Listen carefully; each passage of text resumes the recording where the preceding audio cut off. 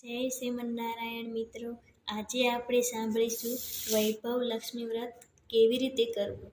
આ વ્રત કોઈ પણ સૌભાગ્યવતી સ્ત્રી કરી શકે છે. પુરુષ, કુમારિકા કે કુમાર પણ આ વ્રત કરી શકે છે. આ વ્રત કરનાર જેટલી શ્રદ્ધાથી કરશે તેટલું ફળ વધુ ઝડપથી મળશે. વૈભવ લક્ષ્મી વ્રત કોઈ પણ એક શુભ શુક્રવારથી કરવાનું છે. આ વ્રત સૌભાગ્યવતી સ્ત્રી કે કુમારિકાએ શરૂ કરવાનું છે.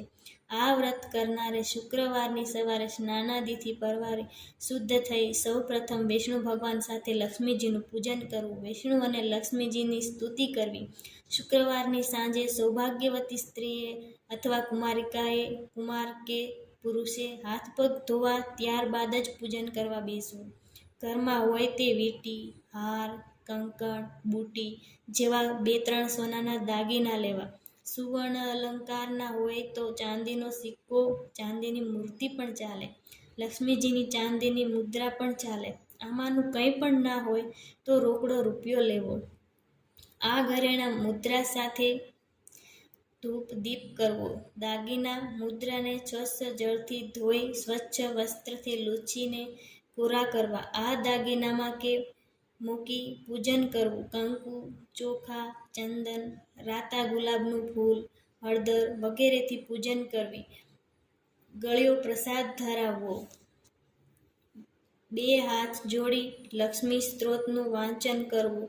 હે પદ્માસન વાળીને કમળ ઉપર બિરાજેલા લક્ષ્મીજી, આપ આપની સર્વ મંગળ કામનાઓ સાથે મારે ઘેર પધારો, અમારા ઘરમાં વાસ કરો. સ્તુતિ બાદ ઓમ શ્રીમ નમઃ ની 1-2-3 માળા કરવી. આ પ્રમાણે દર શુક્રવારે પૂજન કરવું અને માળા કરવી. દર શુક્રવારે પૂજન માળા થઈ ગયા પછી લક્ષ્મીજીને ગળ્યું નૈવેદ્ય ખીર તથા જળ ધરાવવું. પ્રસાદમાં સાકર, પેડા, કેળા ધરાવવા.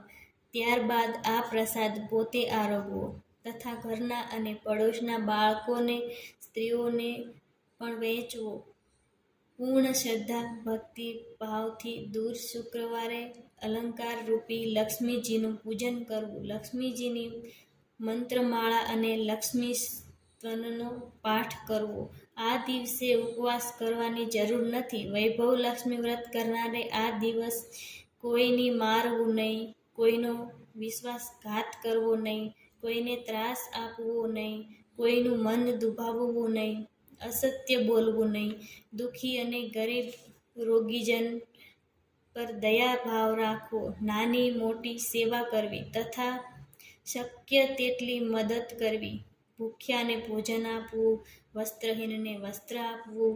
પૂરા વિશ્વાસ સાથે વૈભવ લક્ષ્મી વ્રત કરનારની ઉપર લક્ષ્મીજીની કૃપા થાય છે.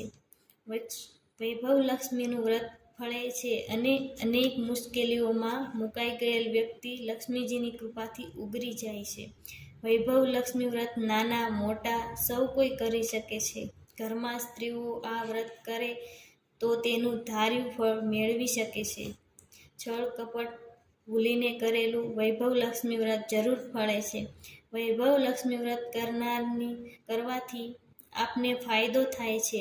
આપ આપનો અનુભવ પ્રસંગ કોઈને કહેજો, કોઈને વાંચજો તો આપના ઘરમાં લક્ષ્મીજીની વૃદ્ધિ થશે અને આપનું ઘર વૈભવ લક્ષ્મીથી છલકાઈ જશે. તમને પૂર્ણ શ્રદ્ધાથી વૈભવ લક્ષ્મી વ્રત કરશો તો લક્ષ્મીજીનું જરૂર ફળશે.